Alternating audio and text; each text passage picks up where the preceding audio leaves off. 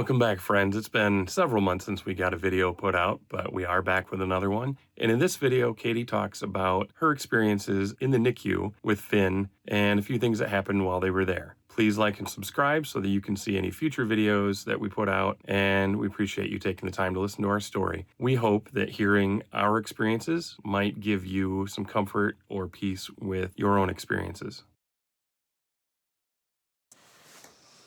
So, NICU, if you don't know what it is, it's for babies who have not left the hospital yet, but are in a state that they can't leave the hospital because they're very fragile and they need extra care. This is our second baby who was in the NICU. Our first was our son Paxton, and he was born at a hospital in mid-Michigan and was transferred to Sparrow in Lansing. Now, a couple things were different about his than Finn's. First, we didn't know that Paxton was going to need to be in the NICU, so that was very frightening to us, very, scared. Also, I wasn't allowed to leave the first hospital, so then my son was Paxton. First son was shipped off on his own. So that was very difficult. This one, with Finn, we were well aware that he was going to need NICU because we knew that he had Spina Bifida. It also helped that I could stay in the hospital, except I was released before he was released, obviously. COVID-19 was happening during that time.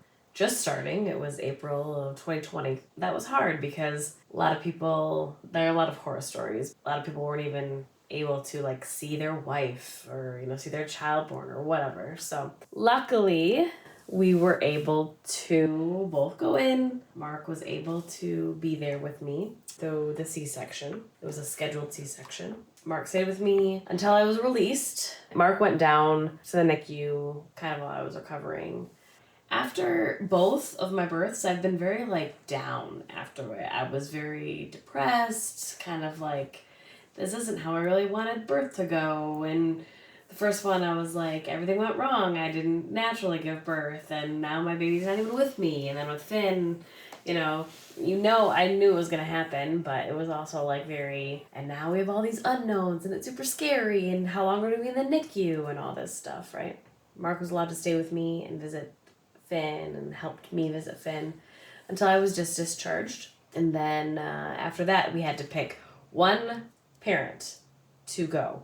So we picked me, which it was very hard for me because I didn't know if that was the right thing to do. I was recovering from surgery, obviously from a C-section. And so I was I'm really weak, I can't do it. But there's a certain mother nurturer kind of thing, right? And I was pumping, and so I was giving my breast milk and stuff. And yeah, it was just a good thing for me to do, even though it was very difficult. The other hard thing was that we were far away from family. We lived halfway in between Grand Rapids and Ann Arbor, and Finn was born in Ann Arbor, the University of Michigan. And we chose to go there for our previous stuff, and then we chose to give birth there. We love Ann Arbor. I think can both say we love University of Michigan and Ann Arbor. They have been wonderful to us for many things, and so we're very, very happy. It was very difficult to decide if we wanted me to stay in the hospital with Finn. The really good part about this NICU was that everyone had their own room. That was really, really nice because we were in Sparrow and Lansing. There was a big room with a bunch of sectioned off areas. And so it was really nice to have our own room. We chose to have me leave and go to a hotel during that time so I could be with Mark at night, which is difficult because you're away from your baby, but it's also really helpful to take care of yourself. You kind of give of yourself during the day, and it's a lot, right? Having a baby in the NICU is a lot. And so I had just had a C-section coming off of surgery and stuff. So having someone to take care of me during that time was really nice. I would sleep. I would, obviously be with my husband. He would do all of that stuff, like putting away the breast milk, waking me up during the night so I could keep pumping and stuff. And it was really nice to have that support. I would have felt very lonely and I think more tired if I had to do all of it. Just having that, going back to him at the end of the day, just really helped for my mental well-being. Having a a baby in the NICU and kind of hospital life is no joke.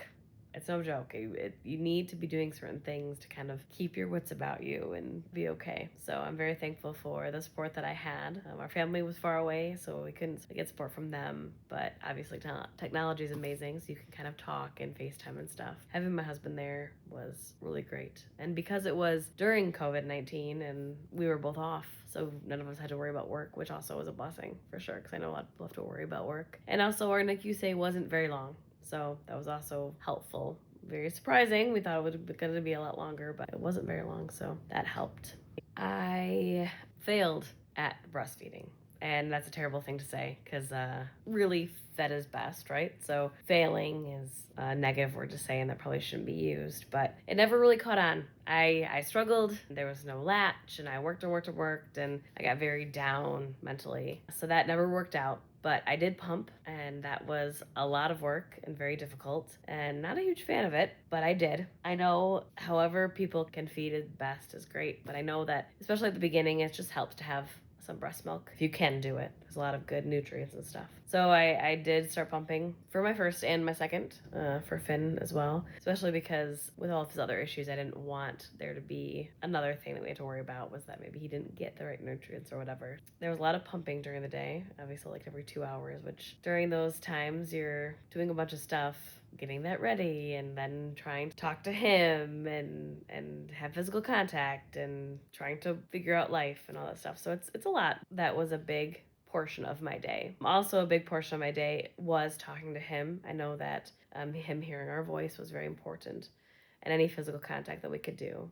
He had just had surgery that second day that he was born, and then the next day he had the surgery, the back closure, and then the shunt being placed.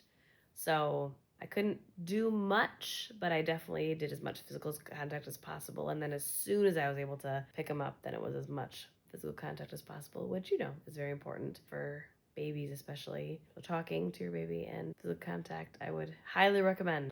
I think one of the hardest things about spina bifida is that it's such a snowflake disease, right? There's still so many unknowns, especially early on. And I remember the neurosurgeon coming to us and saying, and we love our neurosurgeon, saying that his lesion was a little farther down than he thought it would be because from what they saw in ultrasounds and stuff with his movement, they thought it would be a little higher up. But he had a weird kink in his lesion that made him have less movement than expected at that spot. I remember asking the neurosurgeon as much as I could because obviously you want to know, and I don't like surprises and I don't like waiting. So I remember saying, what's going to happen? And they're saying, I don't know. And I'm saying, okay, well, can he go on roller coasters? Can he, do fun type of stuff? Can he go and do this, and this? And our neurosurgeon, I remember a story that he told us. And he was like, a lot of people ask me about roller coasters and if that would affect the shunt and stuff.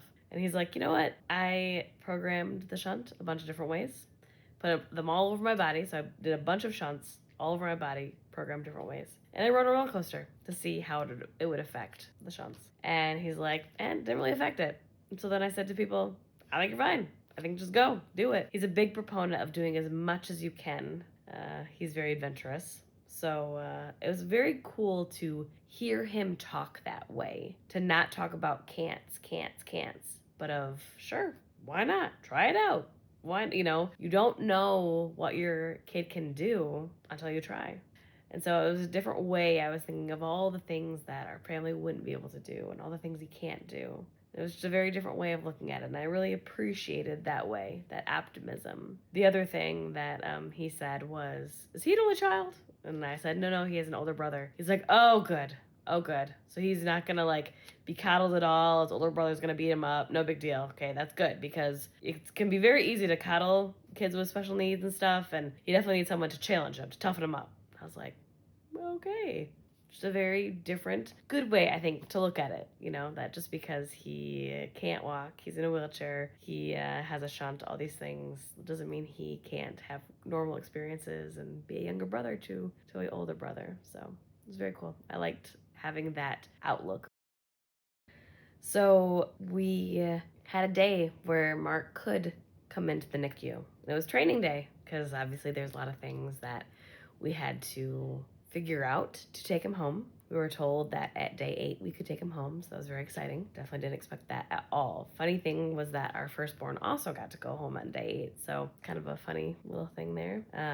But training day, we talked about how to diaper him because his legs and hips were he came out like a pretzel, and so he was kind of all curled up, and so his legs and hips kind of were like this, and his hips were kind of caved in, so it was hard to figure out how to diaper him. Also, he couldn't lay on his back because of his closure surgery, so that was very difficult.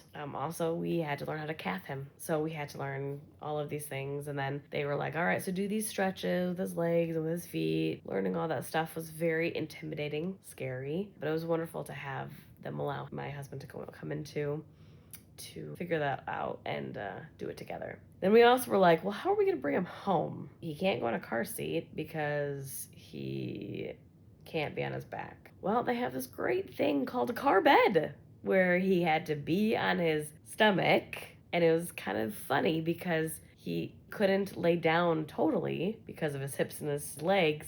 So kind of as much as he could, they kind of pushed him down, and then they kind of put this belt over him. Well, he hated it. Hated it, he screamed. It just kind of appeared in our room one day. All of a sudden, it was just, boop, it was there. We had no idea how that was. And that was great, because we're like, oh, great, they're giving us a car bed. Not really. We'd buy it, and insurance didn't cover it. So that was our first challenge with insurance of like, okay, we have this hospital, which obviously was a lot of my C-section, his surgery, a lot of money, right? And then their insurance is like, nope. The insurance didn't pay for it. We had to. So I tried to fight with the insurance. I tried to fight with the hospital and say, you guys never told us that we were paying for this. You just gave us this, like, whatever. You never explained this. And they said, you needed it. You couldn't go home without it. So it was a bummer, but, you get through it. Luckily, it was a couple $100. It wasn't too expensive. I think we used it 3 times, something like that. So a couple $100 for 3 times use isn't your favorite thing to do, but I did give it to a good home, so hopefully the next person can use it and not, like, I gave it back to the hospital because I said, please give this to a person who needs it. Don't make them pay for it. And then as we were leaving, we were told, not as we're leaving, but at the end, they let us know that there was a bleed in his brain, which then freaked us out, right? We're like, what? His brain bleeding? That's not supposed to be. And they're like, well, that happens sometimes, and it usually resolves itself, and we'll keep an eye on it, and you're going to come back very soon for another follow-up checkup, so it'll be fine. It wasn't fine. It went away, but it definitely caused some issues, which we'll talk about it later. That was kind of a bummer, but that was our NICU stay, and it wasn't as bad as we thought. Still was a NICU stay, but it was definitely better than we thought because it wasn't as long as we thought, and even though my husband can go in, I survived it. That in the whole scheme of his life, I don't even think of the NICU stay as a kind of a big hurdle because, as you'll see, a lot of hurdles are coming for Finn. So yeah, the NICU was a little blip that we thought, oh, well, that was easy. Let's go home now and raise our kid and all these challenges with Spina Bifida, but a lot more is coming, so stay tuned. Thank you for taking the time to watch our video and learn a little more about Finn and our experiences with him. Please stay tuned, like and subscribe so that you can see any future videos we get out. Thanks.